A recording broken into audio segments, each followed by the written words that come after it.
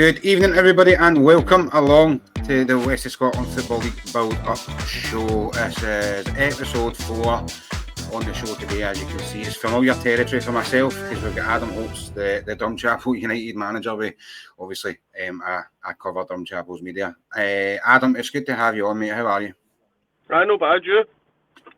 Decent, mate. I'm doing this a bit later than normal, but we're going to blame you because obviously, as we can see, mate, you're in your work van. You've done very well to advertise your company on our show as well with that big A-Holtz roofing phone number and everything, man. The whole shebang. I absolutely love it. Well, while we're doing the sponsorship stuff, need to give a wee shout out to our sponsors, VSN. VSN are a kit supplier. They are based in the south side of Glasgow and it's all industrial site. Do top quality teamwear at very good prices. And if you want to know more, you can give them a call. We'll probably pop the link up at some point during the show. You can give them a phone and ask for Gaz. He is the guy with the big beard that pops about all sort of West of Scotland grounds. The teams that are sponsored by VSN, obviously. Drumchapel only sponsored by VSN, are they, Hopey? It's a Joma number for us, mate. Yep.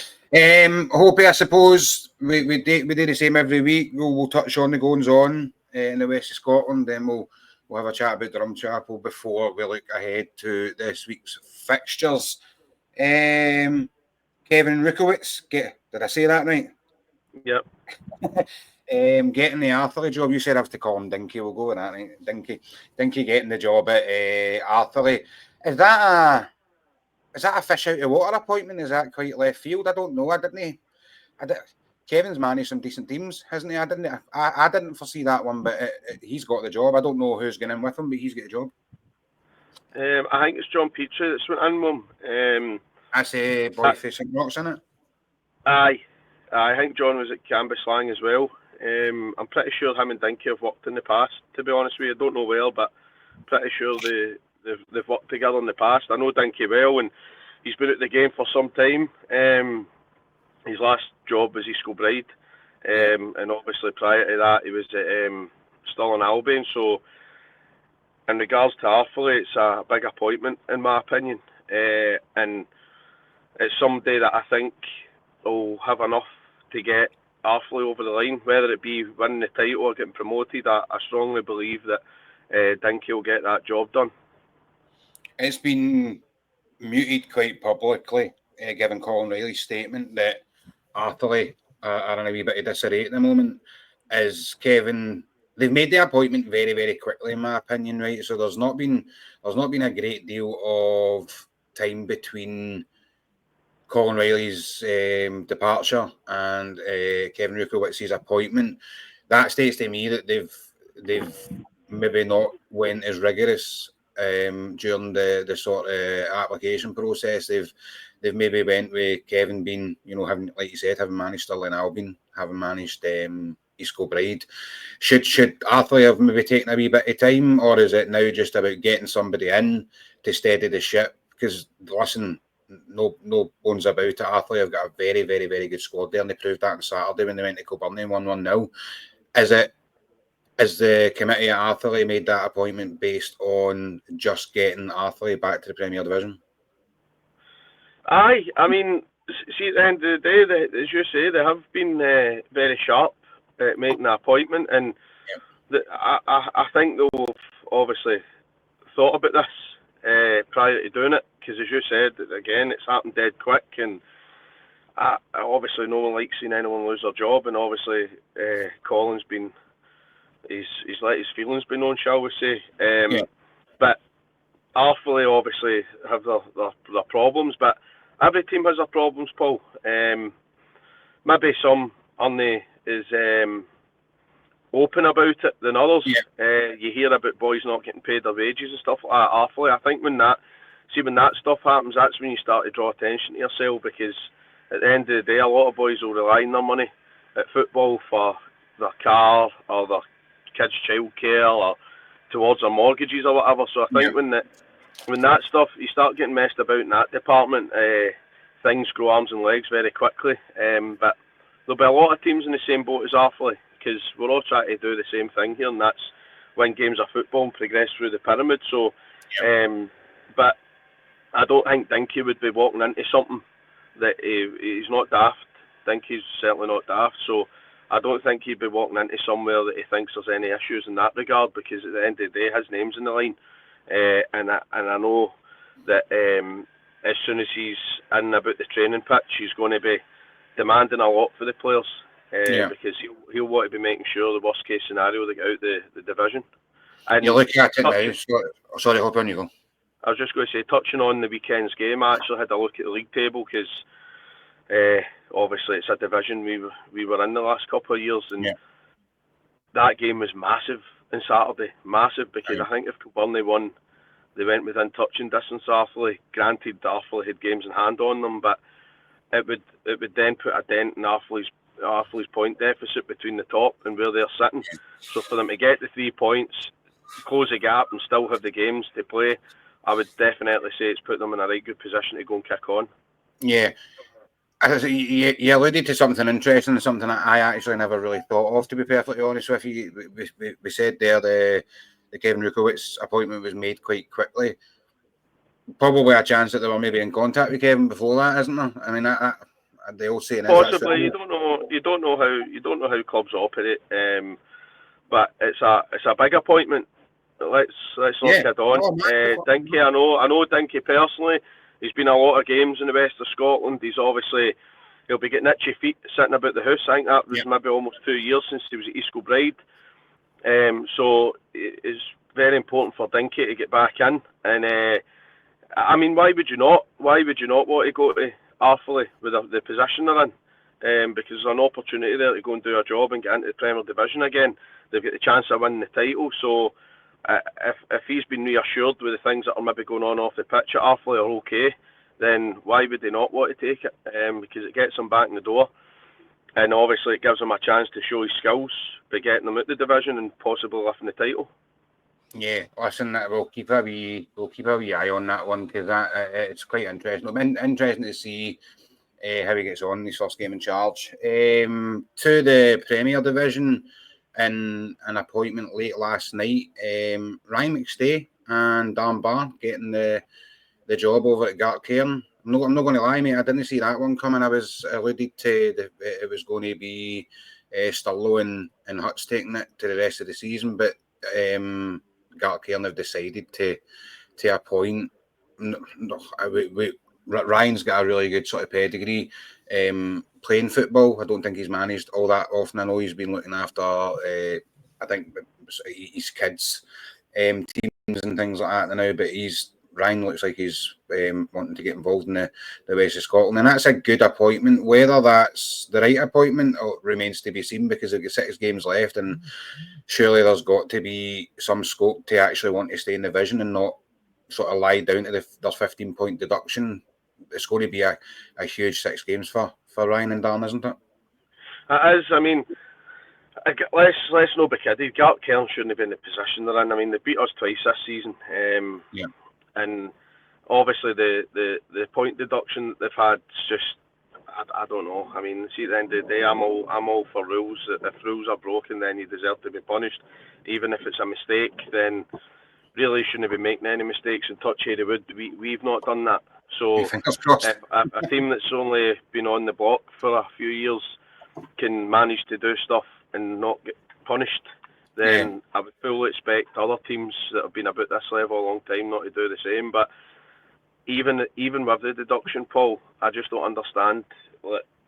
I look at the quality in Gartcairn's team, and the left side's a Lowlands League winning side last season with Stello and Lockie. And I know Stello personally, and he's a terrific player. And you look at the quality they've got, obviously, with Huts, Codwell, Big Robo and all that kind of stuff. I just don't think they should be in the position they're in, even with the point deduction. So it's obviously up to Paul and Dan to go and put that right and try and put some sort of run together to try and keep them in the division. Yeah, I seen that quite late on last night, and I was kind of like, but I think Dan and Ryan now need to go in. What day is the day? Wednesday. So knowing the way teams train, they normally train on Monday, Wednesday, Tuesday, Thursday, don't they? They need to go in and get a right good session ahead of the game on Saturday, don't they? 100%. And but what's the setup? By the way, Paul, is who's the manager, or the co-managers, or who's the No, gaffer? Ryan. So it was announced that Ryan was a manager with Darren alongside him. Was It might be. I don't know the whole kind of surroundings with it, but it looks like Ryan's going to be the manager. Well, I've heard obviously Ryan. I think Ryan said his name in the hat for a lot of stuff. I think he's been itching to get in. And I'll tell you, there's no better opportunity than Gart Cairn. I'm a big admirer of Gart Cairn. I know Alec McDowell very well, and I speak to Alec quite a lot, and they're similar to ourselves. So obviously the right mindset, try to drive the club as high up the pyramid as possible. They've put a lot of work and time and money into their infrastructure. They've got a good budget. The location's not the worst location. So there's certainly, it's a good job for somebody to be walking into. Yeah. Obviously the team needs fixed, because obviously there's obviously something wrong in the pitch, because I couldn't tell you the last time they won a game. Gart Cairn, they've been a right, like you say, they beat Drumchapel twice this year, and they were actually probably worthy of the win. I think I remember we were actually decent both games, but I think they were just better on the 2 days. It leaves much to the imagination that, like you said, player for player, that they're a match for anybody in the league. But we all know, we've seen it with Darvos and things like that in the past. You can have all the good players in the world you want. If they don't play with a team, then you're up the Swanee, aren't you? Aye, well, it's a true saying. Hard work beats talent if talent doesn't work. Yeah. But I just, listen, see teams like that, right? 9 times out of 10, the quality will always shine through. Yeah. And for whatever reason, I don't know. I don't know.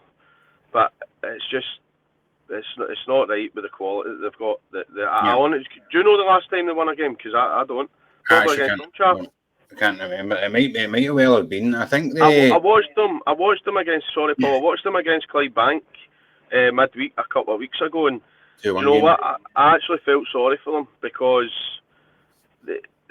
see just the manner that the game went for them. They were unlucky. You know what I mean? They're probably one of the teams that I would say had Clydebank rattled for a while. Yeah. Because Clydebank they were shanking at everything. Just listen, you need to do that sometimes, right? And Clydebank have been outstanding this season, but at a moment in the game, the Gart Cairn were aggressive. They were probing. They were right on Clydebank, and a misplaced pass, or you could say a Gart Cairn player not getting in front of the defender, has ultimately cost them a counter attack. It resulted in a penalty, and that just killed it. You know what I mean? And that team, Gart Cairn. They were really good the second half. Going by both sort of match reports, it was a primarily dominant Gart Cairn performance. Well, I only seen the second half. Because obviously last night I went to Home Park because it's handy for us. It's only 5 minutes away and we train on Tuesday.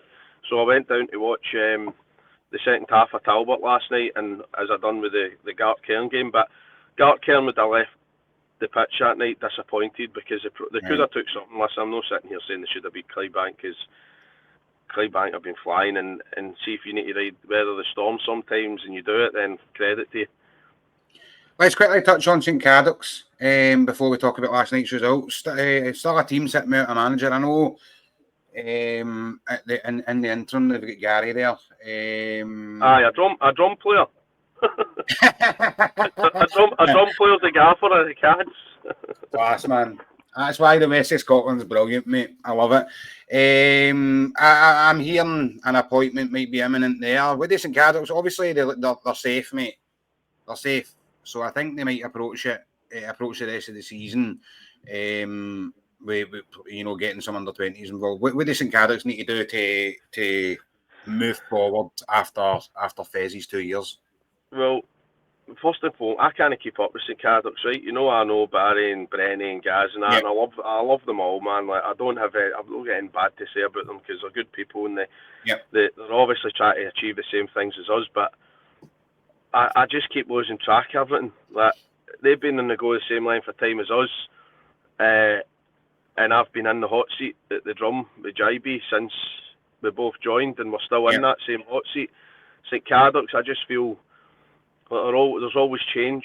You know what I mean? I think you get Johnny Miller, Southey, John Doyle, Fez, whoever else, and now Gaz. And Fez obviously won them their first trophy this year.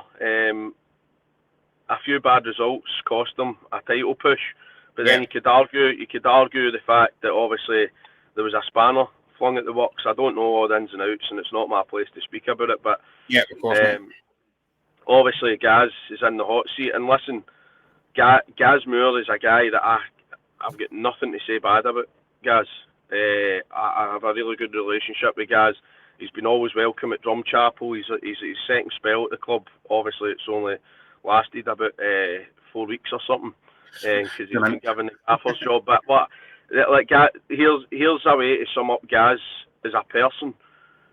Obviously, I spoke to him and he told me that he was going to be taking the reins at the Cards, blah blah blah, and obviously his commitment to us was going to be reduced, which I totally understand, because when Gaz came to us, he was a gaffer of the 20s, so it affected him making training and games through the week sometimes. But one thing you always get for Gaz Moore is 100%. It doesn't matter if it's training, doesn't matter if it's a game, doesn't matter if it's him taking his 20s team. He's energetic and he takes what he does very serious. Had the conversation with Gaz, and to sum him up, he's agreed to stay registered for the remainder of the season. Because he wants to concentrate on being the manager at St Cadoc's for now to the end of the season until they decide what's going to happen. And I'm just delighted with that, because if I can pick up the phone and ask Gaz to come and fill in and help us, I could put my hat in Gaz, because I know when they let me down, he'll always give everything. And I'm looking forward to seeing what happens with that, to be honest, because I do believe Gaz has got all the stuff. He ticks a lot of boxes to be a success in a dugout. He's doing so with his 20s, and he's obviously started well at St Cadoc's. I know they took a bit of a scudding last night off of Darvel, but that doesn't surprise me.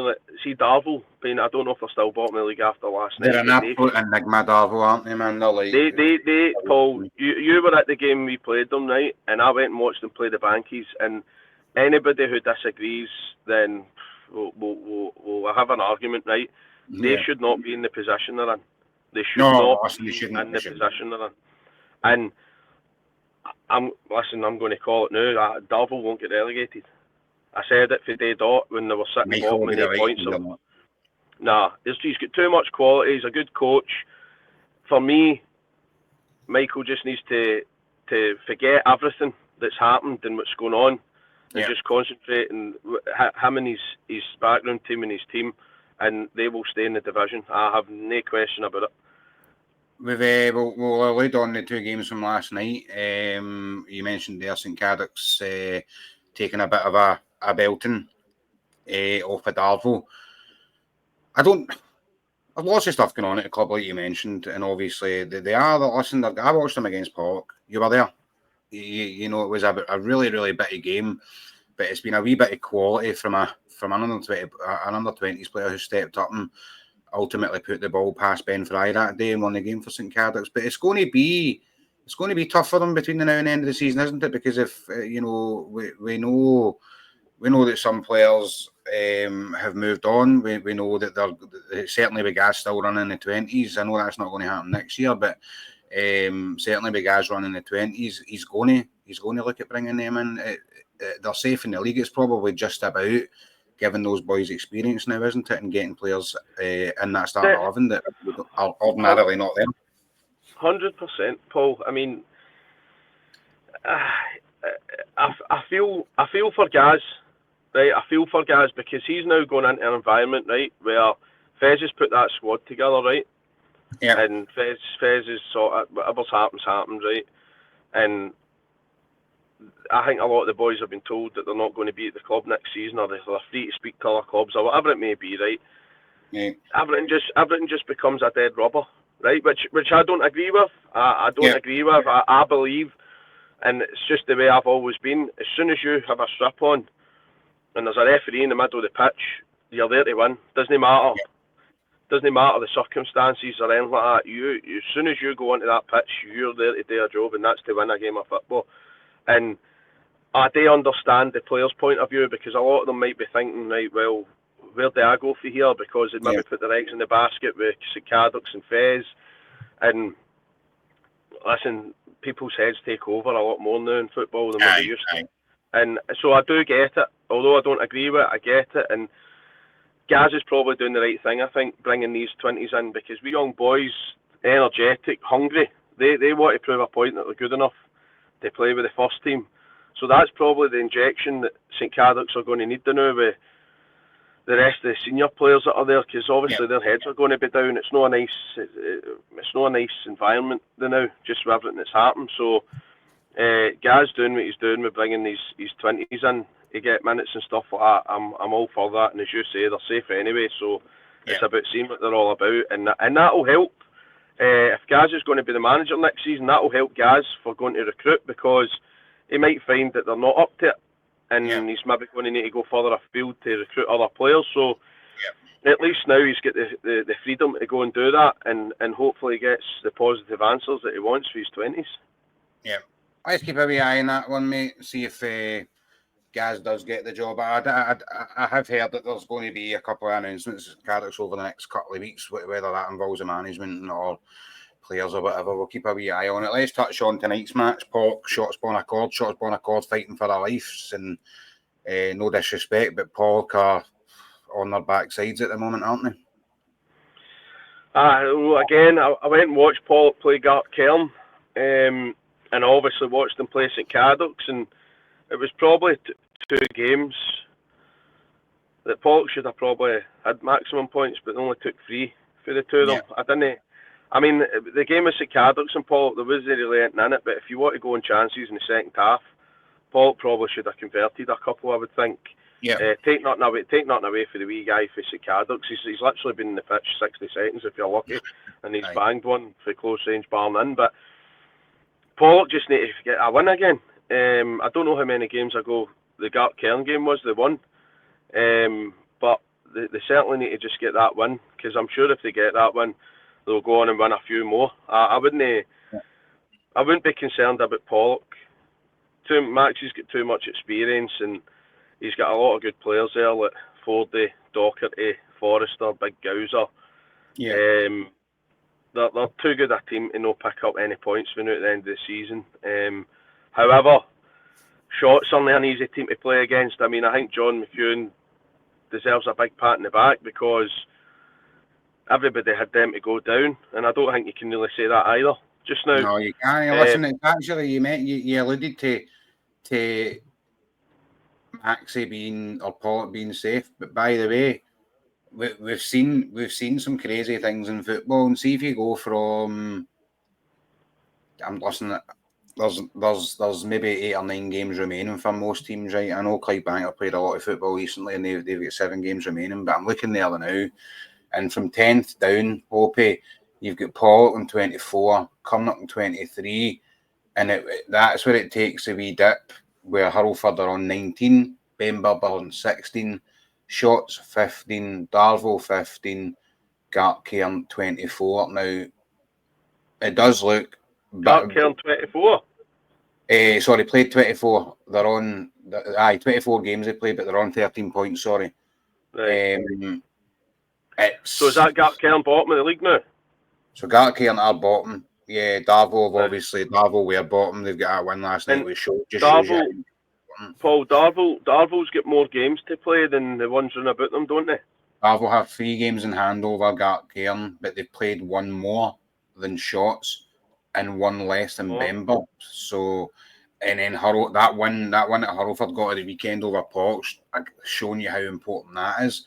But with 8 or 9 games remaining for the bottom 6, listen, I don't think any of them are safe. Honestly, obviously you can Gartcairn, Darvel, Shots, Benburb, Hurlford are 100% in a relegation battle. But when you go up, there's only 4 or 5 points routine. That's, Pollock could go and get beat twice, and Hurlford could go and win twice, and before you know it, Pollock are sitting with Hurlford and Benburb. It's absolutely crazy. So that goes to show you just how Pollock need to win tonight. 100%. Listen, see if you're 10th down, you really need to be trying to put a win the girl. I don't think it matters who it is. and listen, there'll be 2 teams for 10th down who will go on runs. Yeah. Like there'll be a team that will go on a run, and it will take them out the relegation battle, and it's just about who can go and pick up the most points for the end. It'll be an interesting end to the season.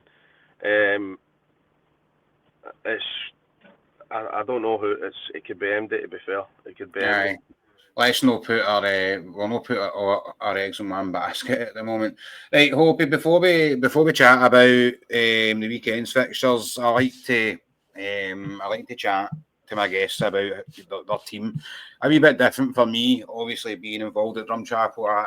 I know personally what's going on, but for the guys watching this show or listening to this show, Drumchapel were obviously promoted as champions from that ever so hard first division last season, and rightly so have received a lot of praise for the way we went about our business this season. When Drumchapel got into the Premier, you and JB and the committee at the club sat down and said what was the remit for the season? Was it just to stay in the division? No one knew that would not have been good enough, to be fair, but what was said at the beginning of the season and how have you viewed Drumchapel season so far? Well, it's quite funny because our priority, shall we say, at the start of the season when we sat down and we spoke, was to stay in the division and try and go on a cup run. Yeah.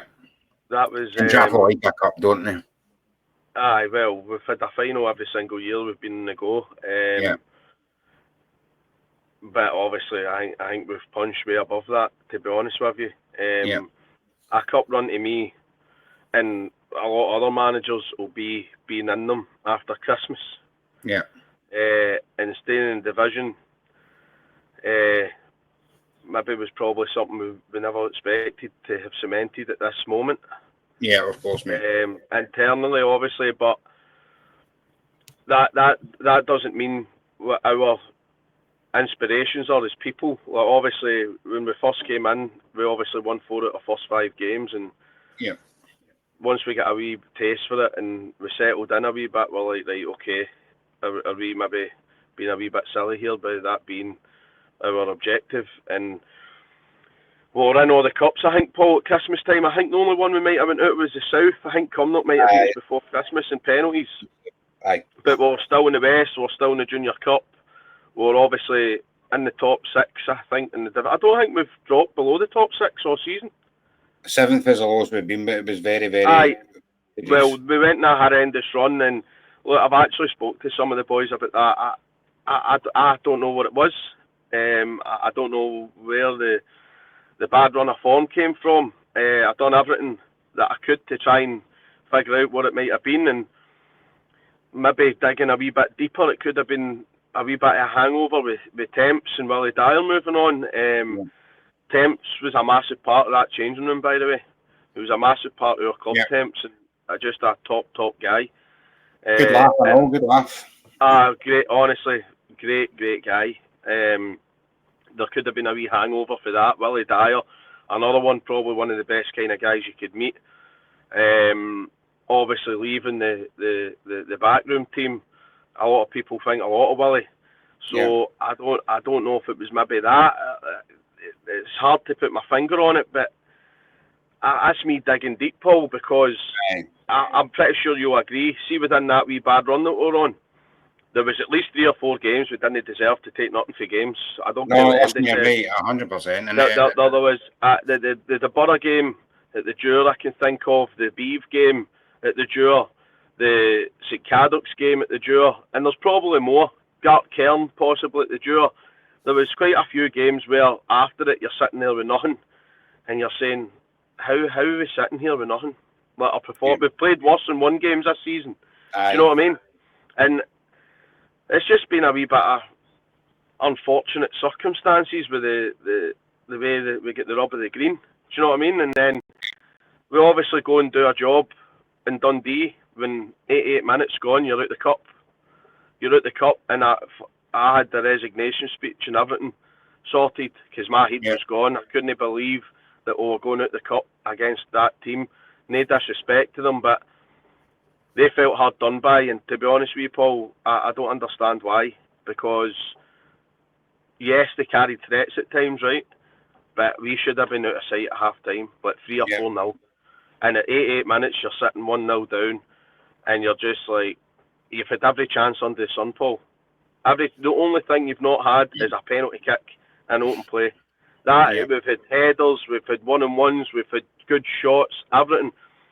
And I'm just like, well, this is the end of the road, obviously, because one thing, I'm not stupid, and I know they boys, I know that team, I know everything about them, and I just thought maybe it's time for a change, because there would be obviously. There'd be absolutely no need for me to be removed of my duties or sacked, because I'd be the first person to see if I felt that I came to the end of the road, I would resign. I wouldn't do that. I see the player, I would not do that to the players, because they've been good to me, I've been good to them. If it came to a point where they're fed up listening to the same voice, I would know within myself and I would move on, because I wouldn't do that. But obviously, we got the goal. We could have nicked it.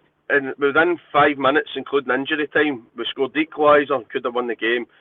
And then I have to take my hat off to the boys, because the standard of their penalties was unbelievable. There was no keeper really had a chance with any of them. And we went through, and then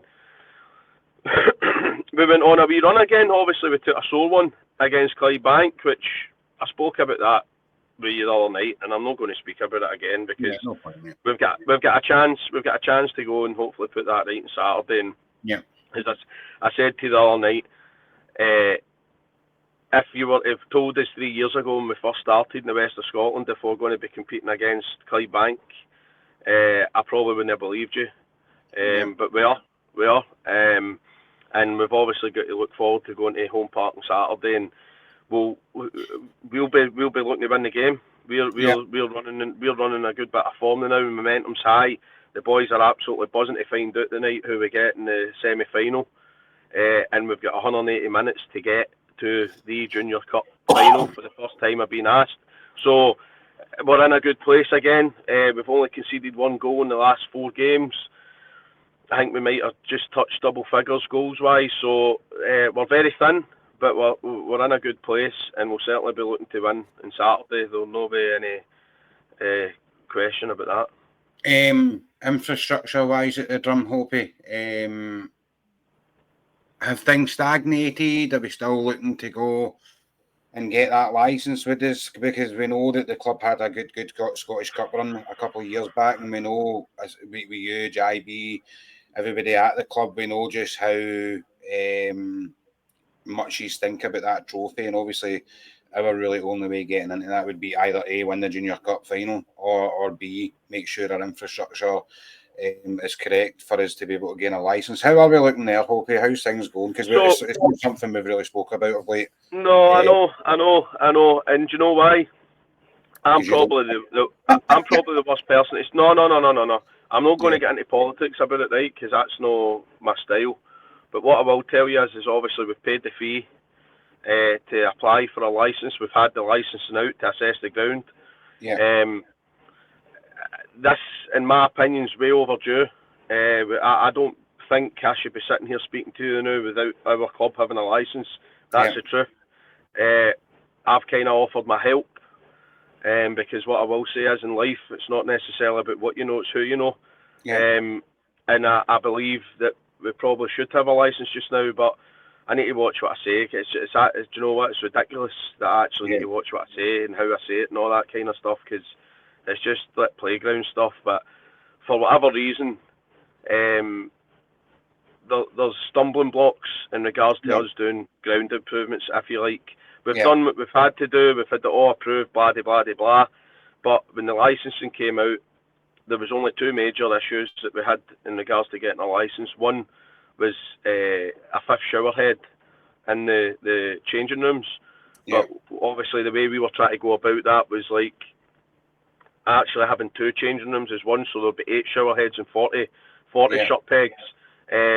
Obviously the easy solution would be to just put a doorway in between the two changing rooms, But obviously, with being Glasgow Life, it's not as straightforward as that. But needless to say, the showerhead thing's easily fixed, right? With all due respect, we could get that done tomorrow, right? The biggest stumbling block's obviously the spectator barrier that has to be installed behind the 2 goals. Right. So where we're at with that is we've got a cost, but the problem that we have with getting it installed is that the licence to operate apparently is ready to get signed over, which means we'll have the whole place basically, right? Right. And for us to go and make an amendment to that to get the spectator barrier installed behind the 2 goal mouths would put a stumbling block in that situation. Right, okay. So, listen, Paul, it's been stuff I've been listening to for the last 2-3 years. You know what I mean? Like, it's absurd, mate, because obviously touching on something that you might want to touch on, but we'll just get into it now. Obviously, the SPFL were talking about the reconstruction getting done. Yeah. No, I heard about this round about the time Brenny was in China. There you go, right? Yeah. See, and the reason I know that is because I had a conversation with him about something, and it was at that time that the meeting had been had. So obviously I know a lot of people, and I spoke to people about it and that, and they told me what the proposals and all that kind of stuff were, but what they were saying was it wasn't going to go into tuition to next season. So see, when we start next season, apparently the top 8 clubs in the Premier, the West, would then get promoted the following season into a Lowlands League West. Yeah. Right, if you're a licensed club, but that's not been decided yet, the criteria behind it, right? So I never even spoke about it. You hear players and that, talking about people catching wind, talking. I just paid it off, not really caring. And then within the last probably 72 hours or something, the pace is really picking up with this, and momentum. Actually a wee bit of murmurs, like it might actually be put in as it might actually be put in as quick as next season. Well, this is what I was going to say to you. That is the way it's looking, right? Yeah. That is the way it's looking, and obviously I heard people talking about it and that, and I'm just like, no bother, it's not going to happen next season, because I've obviously spoke to people that are high up in that regard. But after reaching out to some of them, it's been brought to my attention that it's very, very, very, very likely that this could be getting put into place next season. So I do believe that we'll obviously get, if it happens next season, we deserve to be there in merit if we finish in the top 8. I would really be upset, to be honest with you, the way the seasons went, if we didn't finish in the top 8. Paul. Yeah. I'd be very, very upset.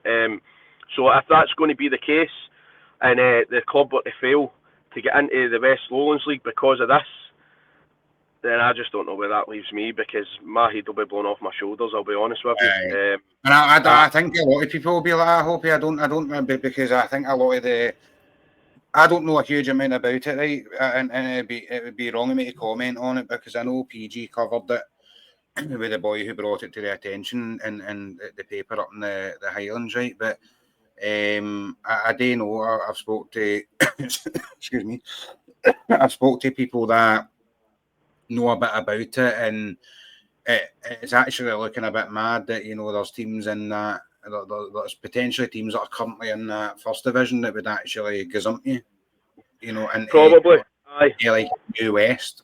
So Rutherglen, Glencairn would probably be one of the ones that co-winning, and they've both got licenses, right? So that would then, if you're looking to take the top 8 places now, and we don't have a license, and another club don't have a license, they're going to go to the first division, aren't they, and pick the 2 clubs that have got a license. Well, as it stands now, right, in the top 8, you've got the Borough with no license, Largs with no license, us with no license, and Beaver with no license, right? Yeah. So obviously it would then go down the way, obviously Cumnock, Glenafton, Benburb, Darvel. You know what I mean? So I do believe a large chunk of the Premier Division teams will get in, but this is the thing, Paul, that they have not spoken about criteria one bit. Yeah. Now, listen, see, if we don't manage to get the licence through now, I would probably put everything I own on as having it for the following season. So see, when the news was brought to me initially, I'm obviously buzzing, because I'm saying to myself, right, well, if you finish in the top 8 of the West Premier, we've got a licence. Yes, you want to win the division, but if you don't win the division, you're getting the same reward but without a trophy. Aye. Do you know what I mean? Because you're going to be going into Tier 5. And that for us is the main aim. We ain't a junior team, right? We obviously, people would say we are, right, but we came from the amateurs and we're in our 4th season in the west of Scotland. Our aim and our ambition is to get Drumchapel into the leagues. Now, it might take 10 years, it might take 15, 20, 25, who knows, right? Obviously, going for when there's tier 10s for the club to be in tier 5 within 5 years is way above what we'd expected. Yeah. We were probably wanting to be in the Premier Division within 5 years and seeing where we were at to then go and make a push to getting into the Lowlands League. And you know what, Paul? I've got no regrets with the whole journey we've been on. I'm proud of what we've achieved together as a group. I know we've been wrote off a lot on the way. You're going to get that. It's football at the end of the day, and that's fine. You might get some idiots on social media shouting their mouth off about me getting the sack and all that kind of stuff, and you're just like, how miles off it are you? Because I would. This is what I'm saying. I would leave my position. See if my time was up. See if I'm not stupid. I would know if my time was up, and I would resign because I wouldn't want to put a club through that. You've not seen me at the corner of the Jew with my hope out flag, have you? No. No. Okay, I'll quickly allude to. You mentioned how our West Lowlands would look. I've got it here, right, and this is just a rough sort of guess. This was sent over to me by Ben at Kilwinning, who I'm sure you know, and he's normally quite on the money with stuff like that. Now he did say, obviously, this depends on his Kilbride's promotion, right? So a West Lowland would look something like Cali Braves, Broomhill, Cumbernauld Colts, Gretna, Albion Rovers, Dalbeattie Star, Creetown, Clydebank, Pollock, Cumnock, Auchinleck Talbot, Benburb, Glenafton, Darvo, Kilwinning, Rutherglen. It would be, for me, it would be such a shame not to have the likes of ourselves, Beath, Largs, who are top teams. But ultimately, that is the way that it's looking. Well, see, Paul, on you go, mate. Paul, see what I'm going to say to you, but right, and I'm not disagreeing with you, right? But like you're saying, Beath, Largs, and who was the other one? Ourselves, Beath, Largs, ourselves. You know, right, see Beath and Largs, right? Listen, I'm not speaking on behalf of Chris Strain, right? Because I'm not. But I think if you were to sit Chris Strain down and ask him this question, he would probably tell you what I'm about to tell you. Like, Strainey won the Premier Division double, right? And quite rightly so, deserved a crack at the playoff to get into Tier 5. And unfortunately, he's not been able to. And listen, I'm not sitting here saying that Beav have got no ambition to go and do this and do that and get their licence, right? But Beav are a massive club, historical club, and I believe, just me, that should be something that they should have had in place ages ago, right? Largs, another one. Look, I just don't understand how these teams can't go and get their licence. See if they're serious. Well, do you know what? See, when this whole thing came about, Paul, with the pyramid, basically every single club was told to go and get your licence, right? For moments like these, right, that we could end up getting put into our Lowlands League West next season if you've finished the top 8 and you've got a licence, right? Now, obviously, we don't know the criteria terms of it just now, right? But this is what I'm saying to you. Like, we have been, since we were in the Scottish Cup, we've been striving towards a licence, right? Now, see, our pitch and our surroundings are more than enough to meet the regulations, right? The only thing that we don't have, that we need to have, is spectator barrier behind the 2 goals, right? That's all on a pitch perspective. I think a tannoy, right? A tannoy is something that we can put in within, half an hour. Do you know what I mean? That's not a big deal, right? I'll turn up with my big JBL speaker, man.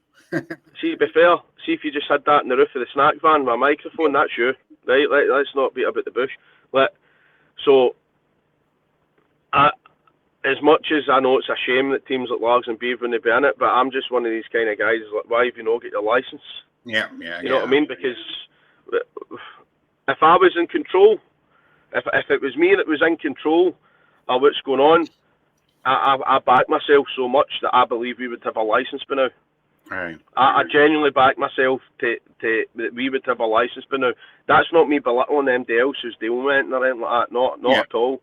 But it's been the biggest go slow I have ever seen. And here we are again, this is the only thing that does me nothing about Drumchapel, Paul, that we're in our 4th season and we still don't have our licence.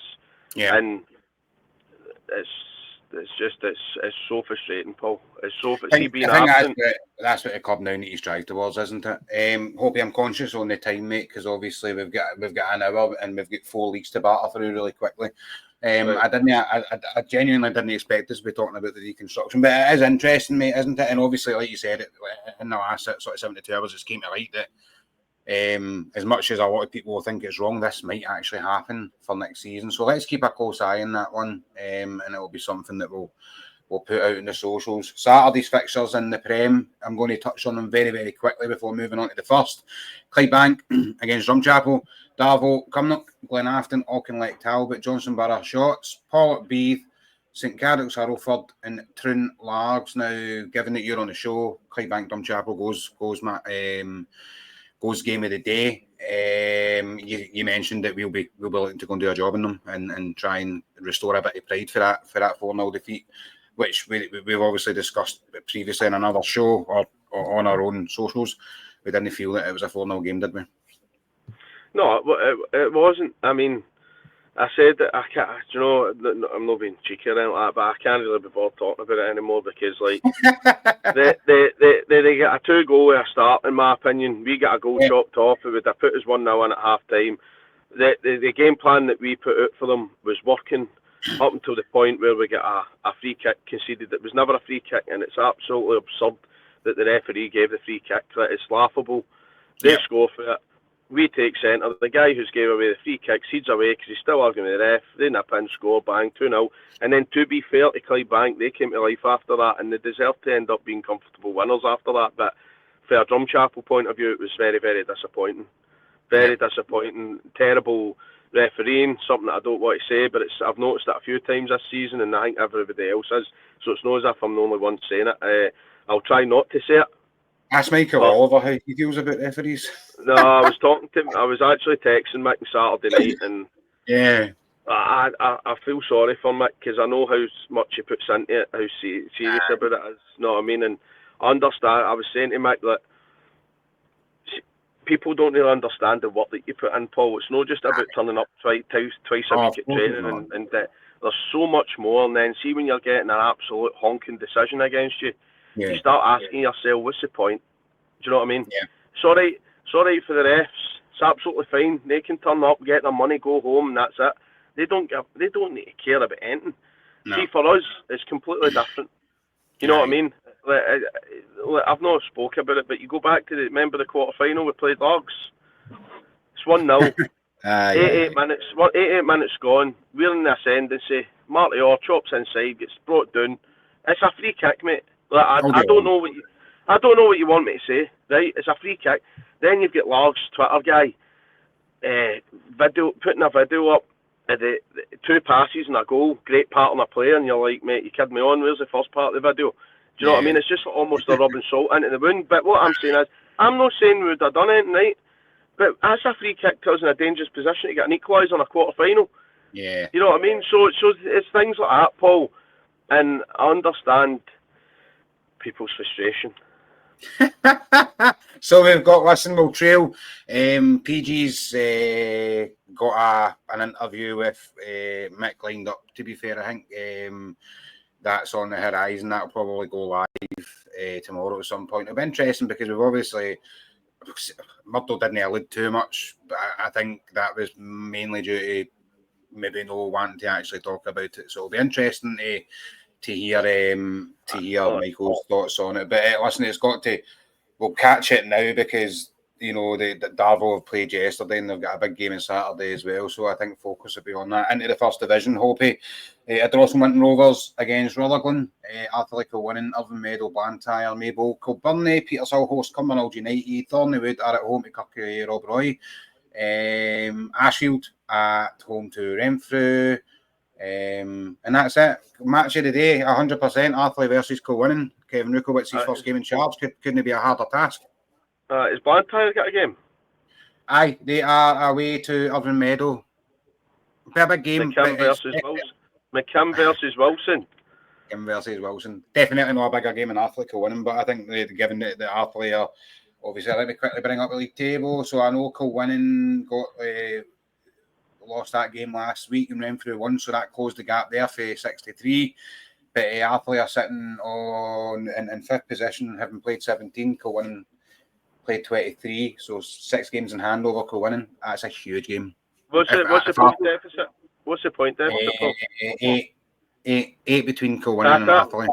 Wow. So, well, I suppose it doesn't really matter what the result is for Arthur. It's still in their hands. But I'll tell you what. They've got games in hand. Maybe they've got to turn those games in hand. Of course they have. But what a game for Dinky to be in the dugout for. That's his first game in the dugout. First game. And you know, see to be fair, Kev, I think Kilwinning's probably a team that surprised a lot of people. That obviously they were always going to be thereabouts, right? But knowing the scale that they are, do you know what I mean? I actually had Kev on the phone to me a few weeks ago, looking for players, and I was like, "You kidding me on? You get any?" I was like, "You get any players for me?" Aye, you know what I mean? I was like, Andy, you can fling my way, feel free, but he's obviously got a few injury problems as well, and maybe a wee bit light in numbers, but that's game of the day in the first division. It'll be interesting to see, but I'm going to, obviously, I would fancy Dinky's first game.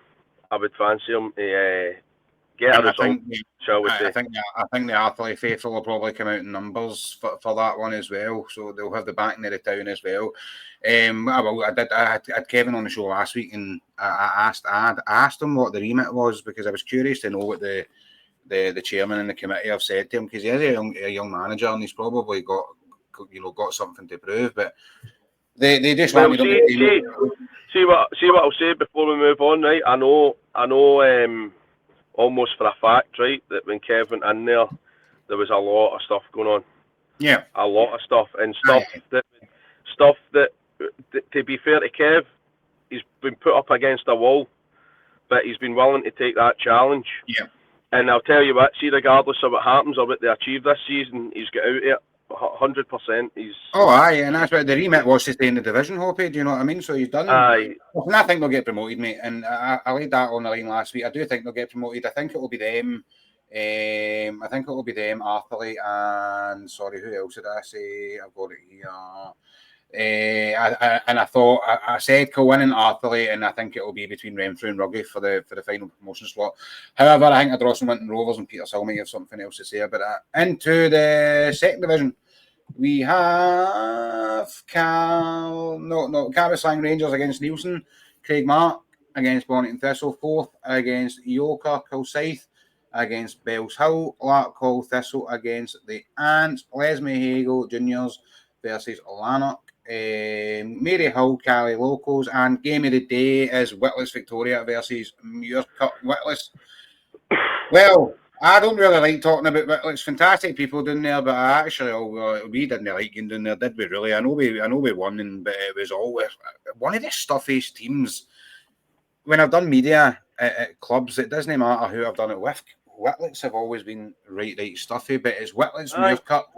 Witless are first, Muircup are third. Muircup have 4 games in hand over Witless, and the points difference there is 5. That's going to be massive for both teams. Massive.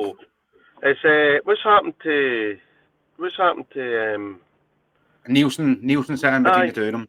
So Nielsen sitting between the two of them. Aye, so Nielsen were top up until last week. So I should allude to the fact that Witless and Nielsen are joint top. So Witless have got a superior goal difference, 11 goals more than Nielsen. But Muircup obviously 3 games in hand over Nielsen and 4 over Witless. I think Ross Cusick, who I know very well, will be wanting to go to New Voluntary Park and try and take some, try and take the 3 points. Aye, that's going to make us for a cracker, that, Paul. Witless again. You have a big coffin fit there, big man. Aye. Compose yourself. Just make me do a lot more editing, Hope. Cheers. Thanks very much. Sorry, mate. Yeah, so Witless Muircup shaping up to be an absolute cracker. Let's quickly jump into the third division.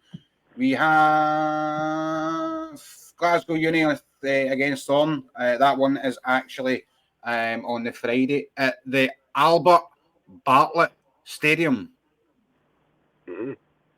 Interesting. Sounds good. You could call it the Tatty Field. I don't know. It's just I thought Albert Bartlett Stadium. It's a weird one, isn't it? Yep. Ardea Thistle, Glenvale, Dalry, Irvine, Girvan. Glasgow Perthshire taking on Threave. Glasgow United at home to Greenock. Lugar Boswell Thistle at home to Wishaw, Bailey Leave and Kilsyth. I was looking at I struggled to pick a sort of game of the day there. I'll tell you an interesting game. Glasgow United versus Greenock. A right few ex-Drum players on display there. Aye, there will be. Yusuf's in loan at Glasgow United. Aye. Obviously, Temps and Docks there, and then you've got Slickers playing with Greenock. Aye, listen, and by the way, it's a good shout for that because away from the obviously the Drumchapel contingency, Greenock are sitting third. I know Glasgow United are battling for relegation. That's aye. So you get sort of Perthshire, Girvan, Vale, leaving Glasgow United occupying that 11th, 12th, 13th and 14th position. Irvine, Victoria, Wishaw look like they're probably down and out. Apologies. They sit in the fence with that man. It looks like Wishaw are down and out. Irvine, Glasgow United, Vale, leaving Girvan, Glasgow Perthshire probably all fighting for that. How are the guys doing at Glasgow United? Have you spoke to them? How's things going? Aye, Willie Dyer came up to see us last night. He's obviously in there coaching him and Temps, and I spoke to Temps a couple of times as well. So yeah. It's just different. Obviously, it's different for them, but it's a challenge that the two of them are enjoying.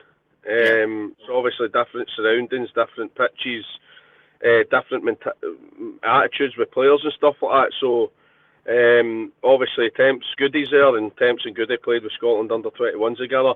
Obviously Al Doc's away there after recovering from his injury, and him and Temps played together, and Willie knows them well. And we obviously gave Yusuf, we've let Yusuf go there on loan because Yusuf's obviously struggling to make a Tuesday-Thursday training obviously he struggles to make a Saturday as well. So no, they seem to be doing alright, and I think, as I said to you earlier on in the show, you tend to find teams with that bit of quality will always shine through in the end. Yeah. And listen, I know Temps and Goody are probably mid-30s, but let's not kid ourselves on the level that these guys have played at. Like, they're going to create chances, they're going to get goals. I mean, Yusuf shouldn't be, with all due respect, shouldn't be down at that level of football either. So, and Alec Docherty's obviously trying to lose a bit of weight and get himself fit and get back to the guy that he once was. So I'd be surprised if Glasgow United go down, Paul. I really would.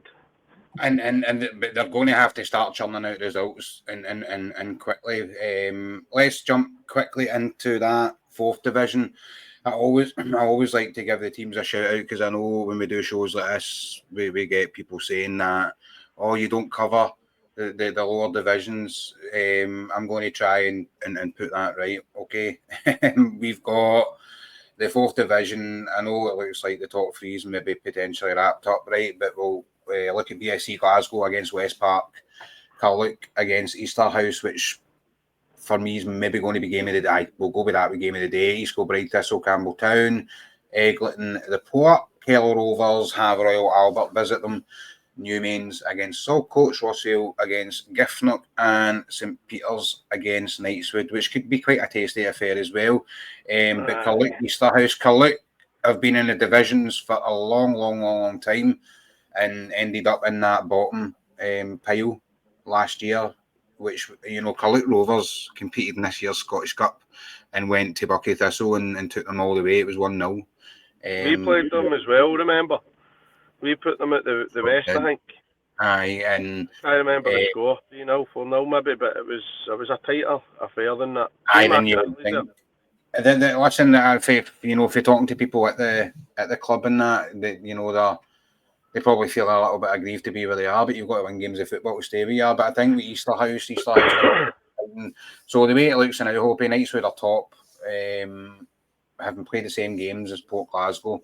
The Port 6 points behind. Keller Rovers, who I said would probably join them, have played 2 games less than both the teams above, but given that they're 14 and 20 points ahead, I don't think Kelly Rovers are going to catch them. I think mathematically that's just going to be too much. And then you have Easterhouse and Rossvale sit in that, and you can take Eglinton into the equation as well. I think Carluke Rovers are probably out of it, but Easterhouse, Carluke Rovers, if Easterhouse have any aspirations of promotion, they're going to have to go to the John Cummin and beat them, aren't they?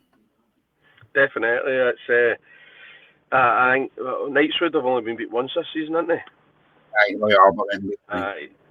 They, if you look at their team, but I mean, they've got. I spoke to Darren Miller not that long ago, and he was saying that they've got a few youngsters, and the older heads that they've got, obviously, with like Darren and Kenny and Big Reese and that, they've got a good bit of experience there. Is Willie Plummer in there? Plummer's there as well. Aye, I mean, Willie Plummer's a terrific player. He just needed a wee bit of coaching to maybe take him to the next level. But great player. Played for me amateur. Played for us the first season of West of Scotland. Great boy. Great attitude. Just maybe it doesn't back himself enough confidence-wise, which is frustrating because the boy's got a bit about him. But I'm sure guys like Kenny and Darren and that, they've been in a lot of dressing rooms. Obviously achieved a lot at lower level of football, so they'll be good to keep the kind of guys ticking, and they've showed it. You know what I mean? They're probably going to win that league. Barring an absolute meltdown, they should win it. But again, I say Port Glasgow probably have something to say about that. Easterhouse against Carluke Rovers is going to be it's going to be a terrific match. But Easterhouse, Rossvale, Eglinton. Easterhouse have played 23, Rossvale 21, Eglinton 20, and there's 4 points to separate them. They'll have a lot to say, and probably who goes up as well. I think they'll be battling for that sort of last promotion place against Kellock. Listen, I think we're just about out of time, Hoppy.